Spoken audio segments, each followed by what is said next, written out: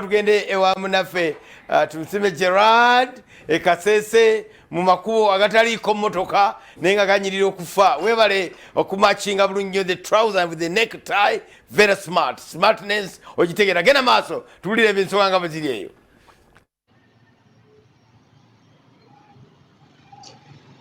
Okay, neyanze ge SPD ne Jennifer Fulufiga no mulabe wa Sol TV yakeddeko amachego lwaliro mwasuze mutya naffe Kasese twasuze bulungi naye embeera eri wano si nnungi ekiri awo kubanga wetugerera esawa zino mu Kasese district mwabaluseemu ekirwadde ekibayita measles. Abantu kusinziira ku bya abakulira ebya health wano mu Kasese district basose ni batugamba nti no bafuna suspected cases nga ziri 5 abantu bano ne babajjako samples ne bazitwala e Kampala mu laboratory. Lwe batusa mu laboratory ye Kampala ne basanga abantu 3 ku 5 be bali basanze nga bali suspected n'obuno bulwadde bwa measles ne babasanga n'obulwadde bwa measles. Naye tebalekeddawo nga district bayise district task force ne bayita olukiiko ne balaba engeri gye bagenda kulwanyisaamu kino ekirwadde kya measles ekibaluseewo mu Kasese district.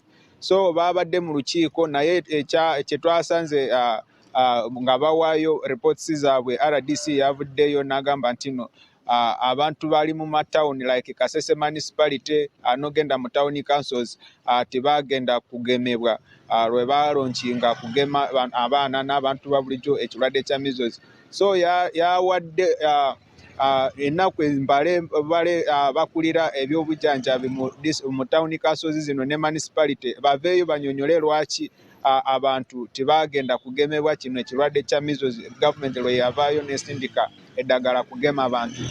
Bagenze ne Musozi bagambye bo na like 95% ey'abantu abali mu Nsozi bo bafuna eddagala lino erya measles naye mu town mu urban towns bo basula ogwagomola tebagendayo kugemebwa kino ekirwadde ekiviiriddeko zino cases kutandika kubalukawo mu town ezimu mu Kasese district. Katusooke tulabe ku ebyo byabadde mu lukiiko luno olwabaddeyo olunaku lw'eggulo ku ofisi za RDC nga balaba ngeri gye bagenda kulwanyisaamu kino ekirwadde ekibaluseewo mu Kasese district.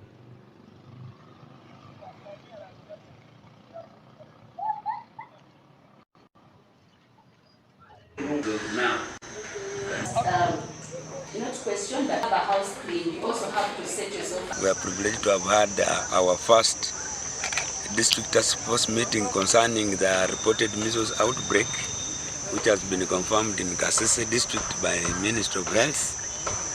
It was on the 29th of January when we sent samples of suspected measles cases to our central laboratories in Kampala. Interpretation of results, we suspected measles. So we had to submit these samples to the ministry for confirmation, and these samples were, out of the 5 samples we took, 3 samples were confirmed positive.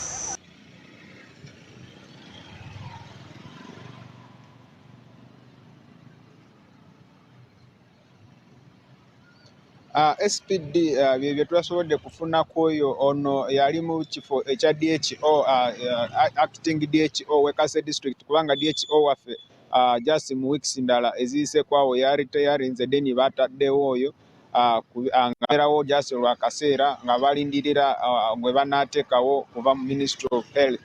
Naye olunaku lw'eggulo nga tebanava mu meeting bafunye kesi ndala ey'okuna ekiba kiragira ddala obulwadde bweyongedde mu Kasese municipality wano lwakuba abantu tebaavayo ne bagenda kugemebwa kino ekirwadde. So abantu ba wano babasabye abamisinga kugemebwa kino ekirwadde bagende ku malwaliro bafune lino eddagala.